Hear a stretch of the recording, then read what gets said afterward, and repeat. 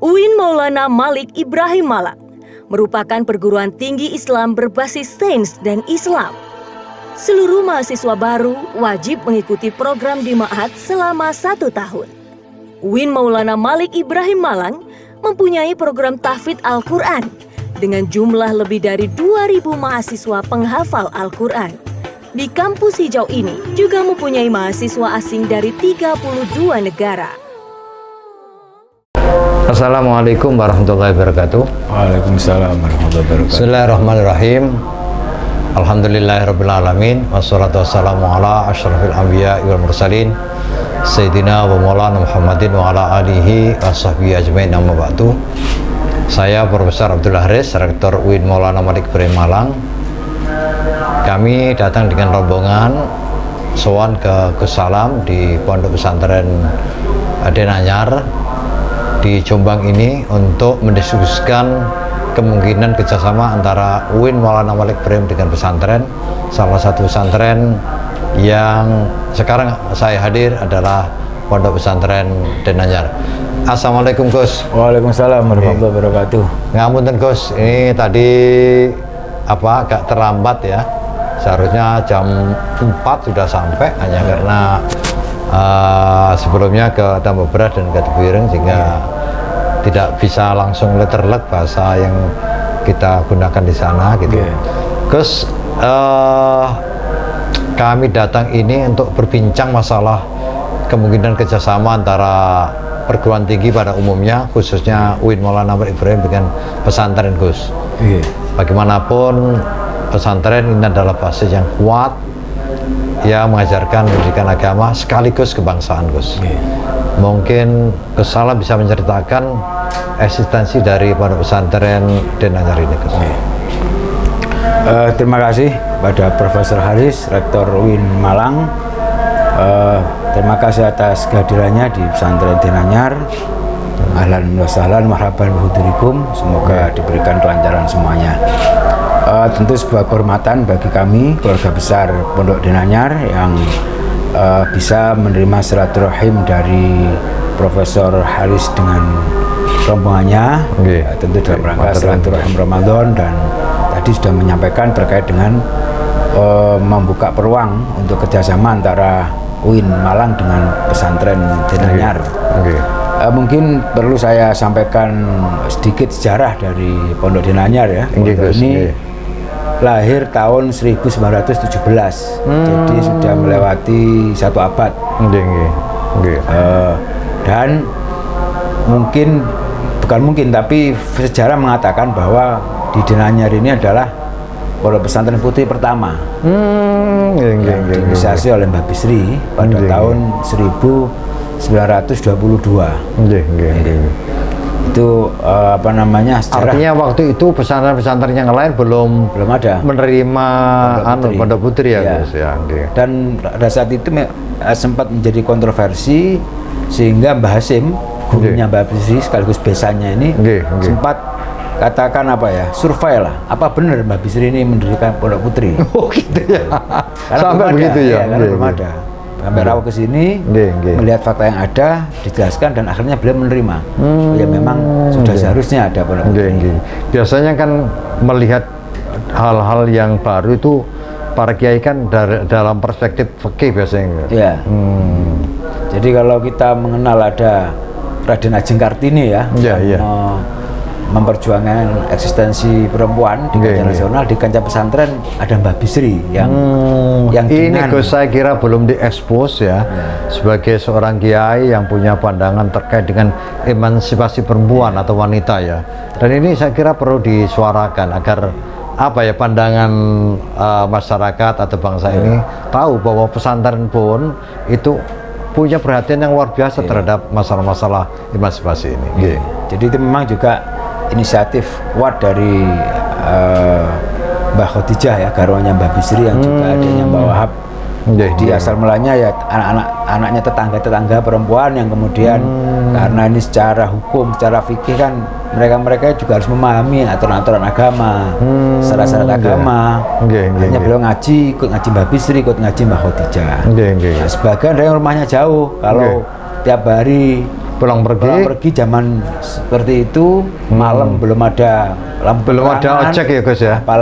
apalagi Gojek. Nah, sehingga kemudian dari situlah Mbah Bisri berinisiatif untuk ya sudah kita menerima santri putri. Luar biasa, dan ini amat sangat relevan. Ini ke bulan April loh Gus ya. Oke. Bulan emansipasi ya. Iya. Dan salah satu santri yang mondok di sini adalah istri saya Gus. Iya. Istri saya itu sanawiyahnya di Tambak Beras, kemudian aliyahnya di sini. Iya. Jadi mungkin ya, saya tidak tahu, nanti saya tanya kalau pulang. Mengapa kok mondok di sini? Mungkin karena emansipasi itu. Baik, kita jeda sebentar dan lihat yang berikut ini. UIN Maulana Malik Ibrahim Malang, salah satu perguruan tinggi agama Islam terbaik di Indonesia, mewujudkan pendidikan tinggi integratif dengan memadukan sains dan Islam yang bereputasi internasional. Mari bergabung bersama UIN Maulana Malik Ibrahim Malang, mencetak sarjana berkarakter ulul albab dan menghasilkan sains dan teknologi yang relevan dan berdaya saing tinggi. Para pemirsa, kita lanjutkan diskusi kita dengan pengasuh Pondok Pesantren Denanyar, Kiai Haji Salam, yang saya biasa memanggil Gus Salam. Mohon maaf Gus, saya karena sudah akrab dengan Gus Salam ini. Gus, pengembangan dan perkembangan pendidikan di Denanyar gimana Gus? Alhamdulillah, perkembangan pesantren maupun beberapa madrasah dan sekolah yang ada di bawah naungan Yayasan Mambaul Ma'arif pada beberapa tahun terakhir ini ya lumayan baik lah. Jadi di Yayasan Mambaul Ma'arif ini ada mulai MI, sanawiyah itu ada sanawiyah negeri, ada sanawiyah mu'allimin, mu'allimat, aliyah juga ada aliyah negeri, aliyah mu'allim-mu'allimat, ada SMK. Kemudian yang baru ini Mahat Ali. Dulu sekitar tahun 90-an 2000 awal itu Unhas ya, itu kan buka fakultas tarbiyah di sini. Oh ya, saya masih ingat Gus, saya masih ingat. Saya waktu itu mondok di Samundugo Taufik di Kiai Bayaki dulu. Saya ingat betul. Tapi kemudian setelah ada aturan nggak boleh, kan jadi, ada aturan nggak boleh balik sekolah sana, jauh. Ya sekolah jauh. Padahal sebetulnya nggak jauh ya, dekat ya. Iya. Akhirnya kemudian alhamdulillah tahun kemarin kita mendapatkan persetujuan untuk mendirikan Mahat Ali. Itu sebagai yang kita mengakomodir teman-teman yang lulus aliyah atau yang lulus SMK tapi ingin melanjutkan di sini, dan kebanyakan mungkin dari mu'allimin ya, yang jurusan agama, kemudian kita tampung di Mahat Ali ini. Dan juga ada di aliyah negeri yang ada di bawah naungan yayasan ini ada juga program keagamaan atau PK. Dan yang madrasah aliyah negeri tapi program keagamaan. PK. Ini satu-satunya di Indonesia mungkin PK yang diletakkan di pesantren dan kelasnya satu kelas perempuan, satu kelas laki-laki. Dipisah Gus ya? Iya dipisah. Kalau di tempat lain itu tempatnya tidak di pondok.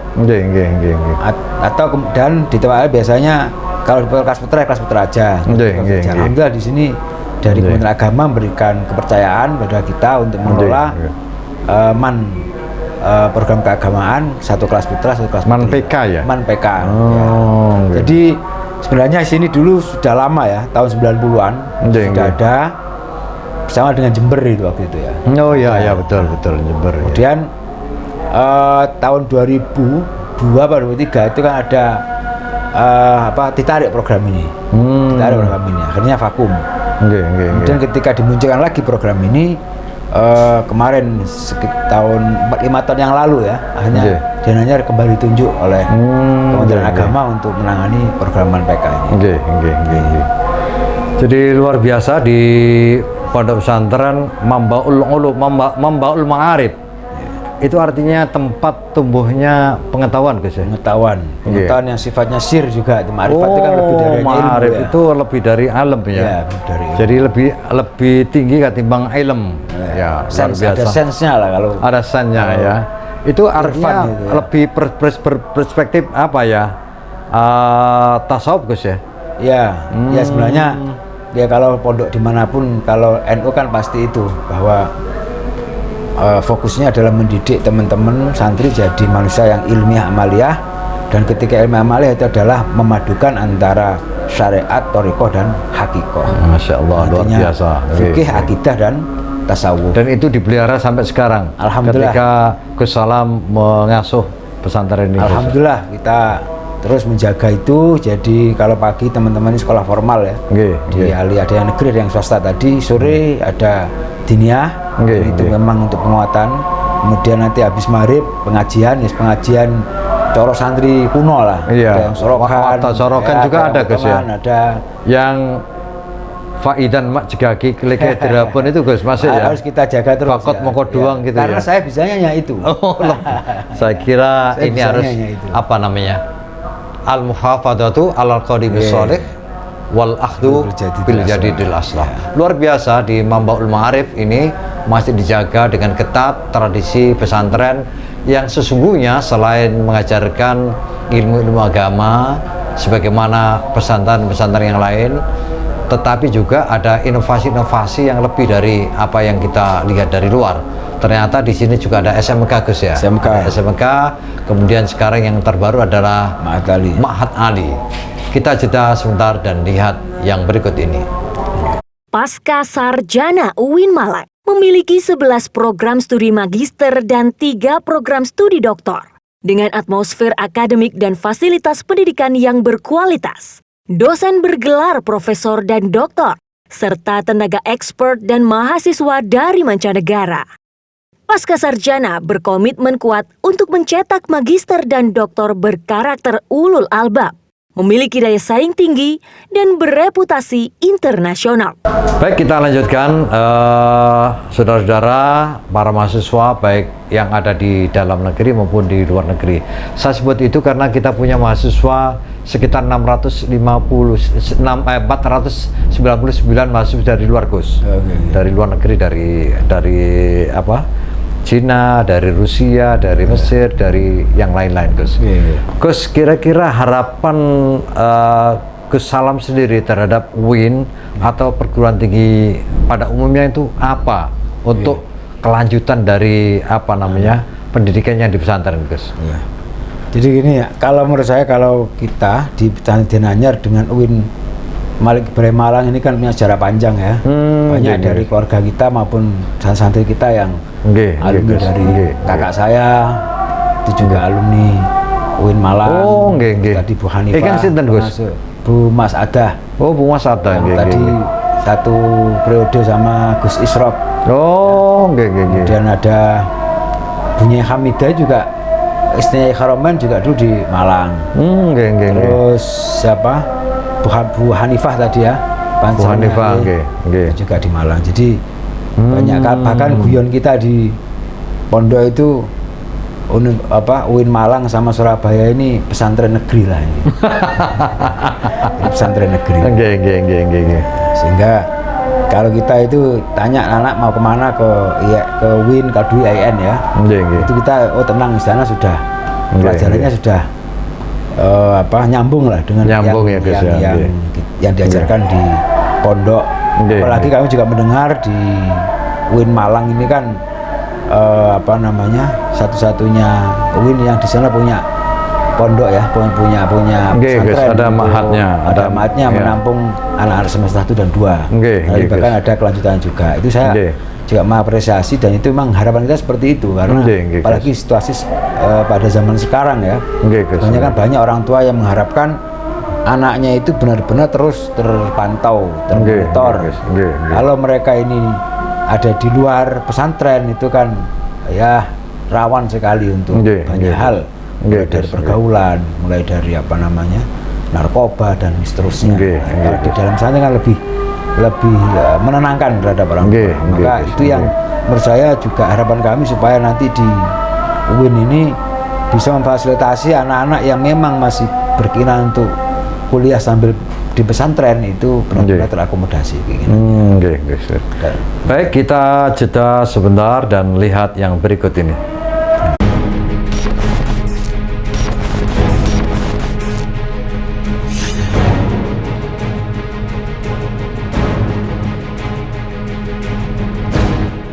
UIN Maulana Malik Ibrahim Malang merupakan salah satu universitas Islam negeri paling terkemuka di Indonesia yang kini menjadi rujukan belajar bagi mahasiswa internasional yang berasal lebih dari 59 negara.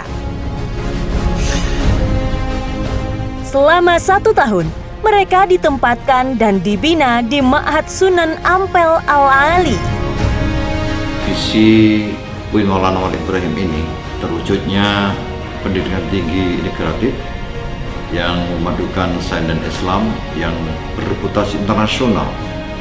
Tagline dari UIN Maulana Malik Ibrahim adalah Ulul Albab, di mana ciri utama dari Ulul Albab ini adalah orang yang selalu berzikir, ingat kepada Allah, baik berdiri, duduk, berbaring, kapanpun dan dimanapun. Ciri yang kedua adalah berpikir. Kita semua warga besar UIN Maulana Malik Ibrahim ini selalu mengedepankan berpikir logis, bagaimana yang seharusnya, dan tidak menyia-nyiakan akal kita, sebagaimana ada di dalam Al-Quran yang selalu dibaca setiap kali ada event di UIN Maulana Malik Ibrahim. Alladzina yadhkuruna Allah qiyaman wa qu'udan wa ala junubihim ila akhirih.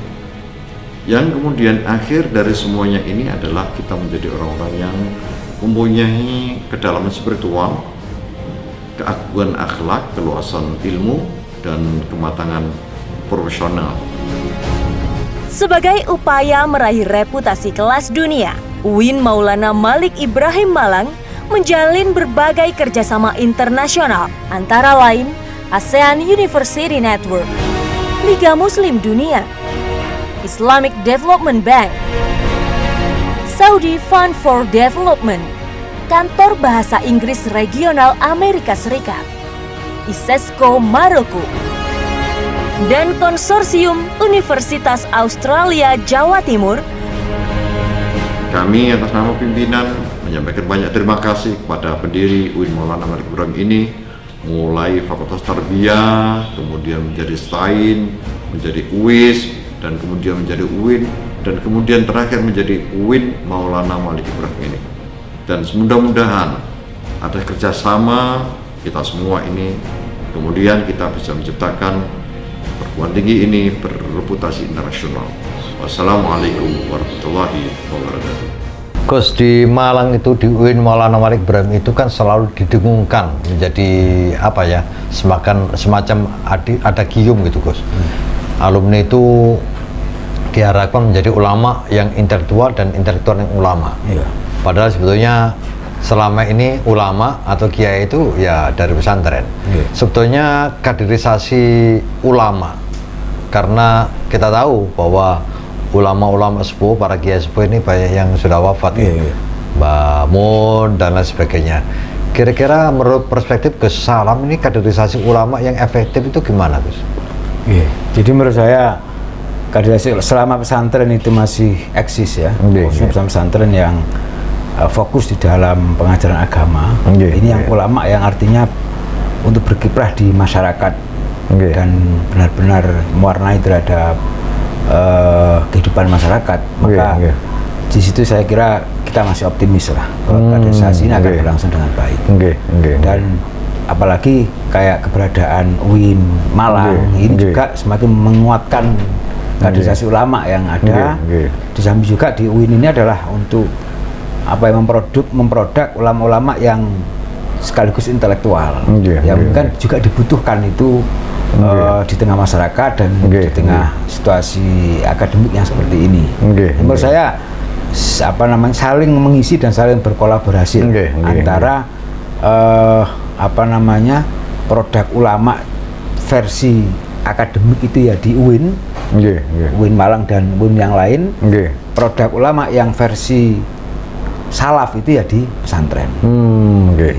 Dan itu sebenarnya kalau saya ini orang yang selalu optimis dengan melihat situasi, karena memang faktanya saya menganalisa seperti itu. Khususnya NU ya, karena pesantren ini kan NU kecil.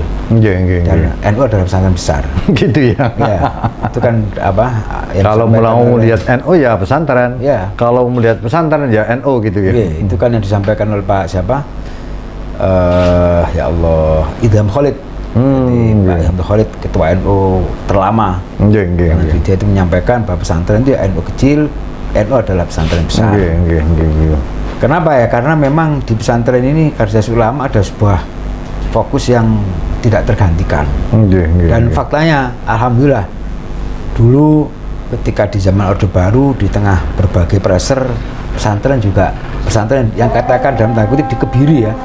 Mungkin banyak hal tidak bisa berkreasi, dibatasi dalam banyak hal, tapi alhamdulillah masih eksis guys ya, masih survive ya oleh situasi, tetap terjaga. Dan kemudian malah puncaknya ketika Gus Dur menjadi presiden sebagai latar belakang santri, itu bahkan menaikkan kelasnya pesantren itu naik lah pada saat itu. Ya.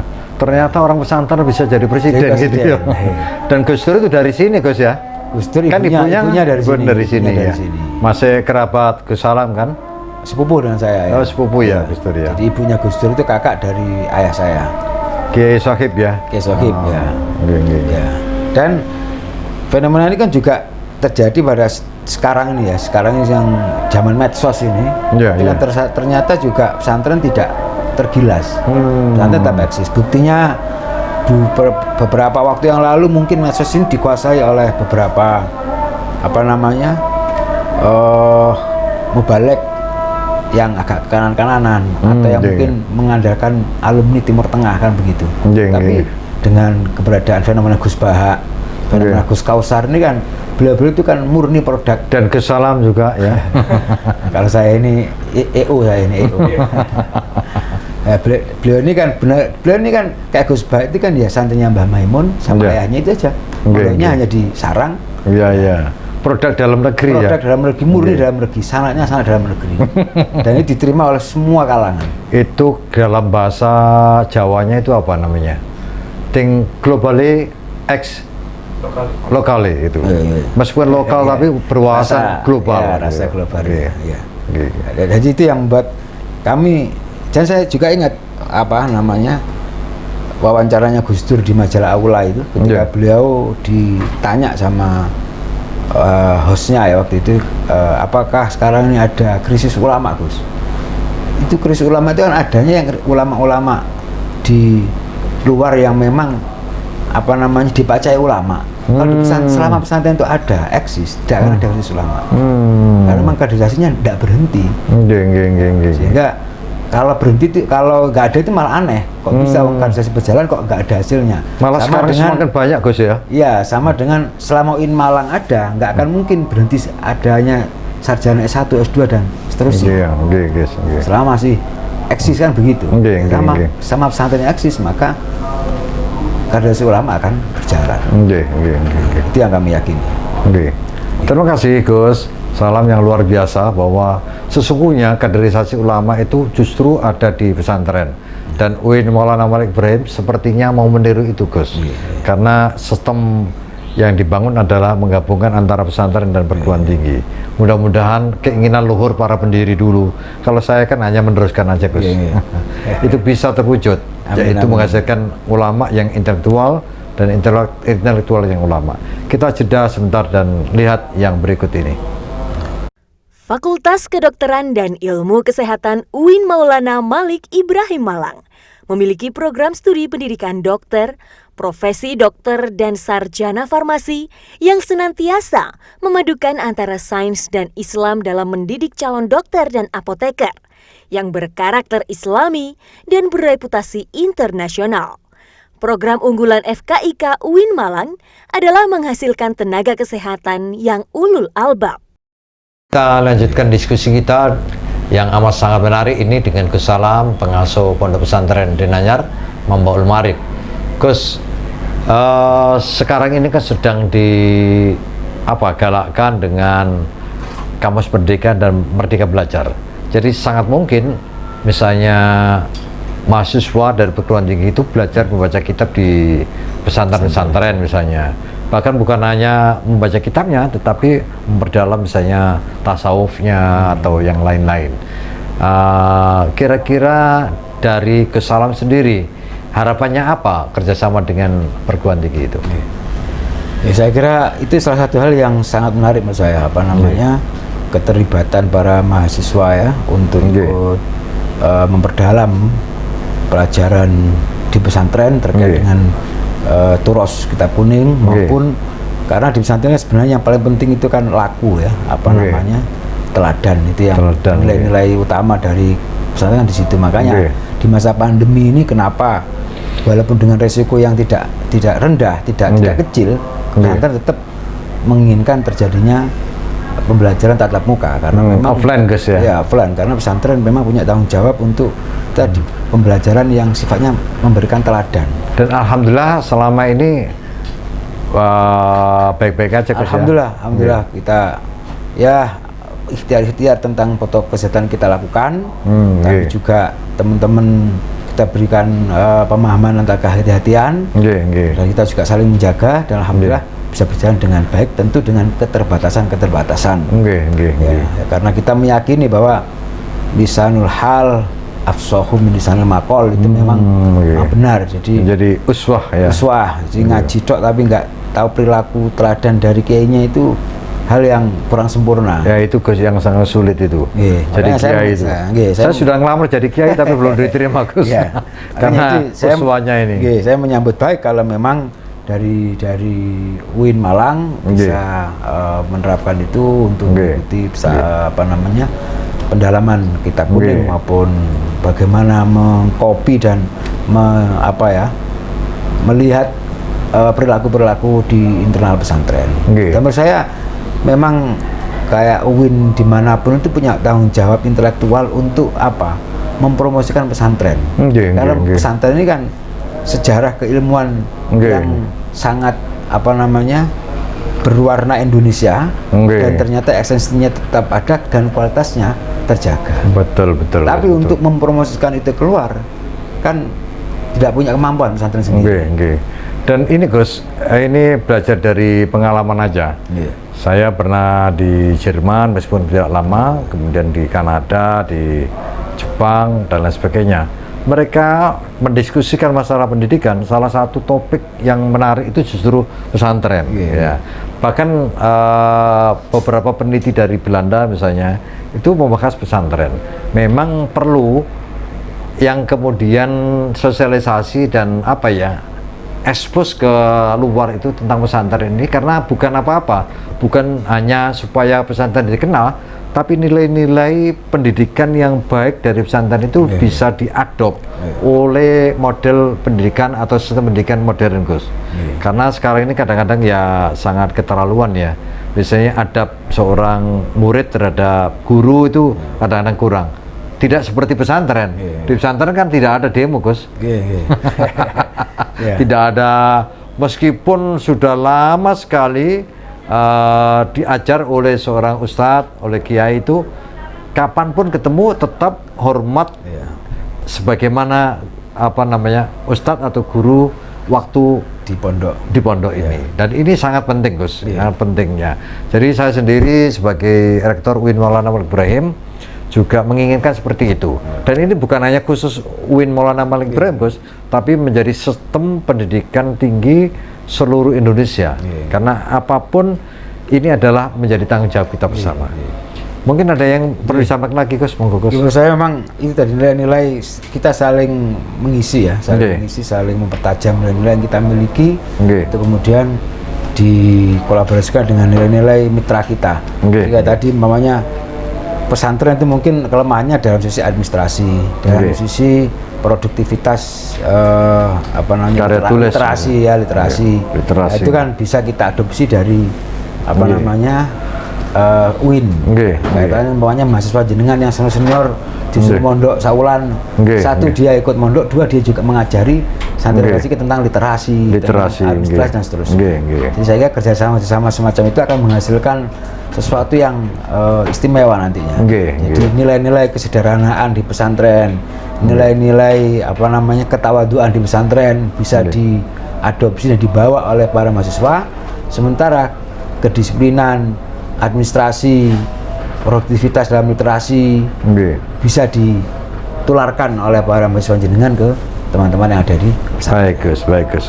Dan bahkan kalau misalnya di pesantren-pesantren yang mungkin ya mengadakan kursus bahasa Mandarin. Kami punya sekian banyak mahasiswa dari Cina, Gus. Nah, ini langsung kayak kita bahasa Jawa itu, karena itu memang bahasa mereka. Mungkin sekaligus mengenalkan para mahasiswa dari luar itu ke pesantren. Hanya karena pandemi ini sebagian besar mereka belum datang ke Indonesia. Nanti kalau misalnya Allah menormalkan kembali, mereka akan kembali ke Malang, dan mungkin gagasan dan usul dari Gus Salam tadi nanti kita terapkan bahwa KKN atau PKL itu tidak jauh-jauh, justru ke pesantren. Di samping menggali, belajar terkait dengan agama melalui belajar Maharatul Qiraah, Qiraatul Kutub misalnya, yang tetap dipelihara di pesantren ini, juga mereka bisa memberikan sesuatu yang mungkin dibutuhkan oleh pesantren.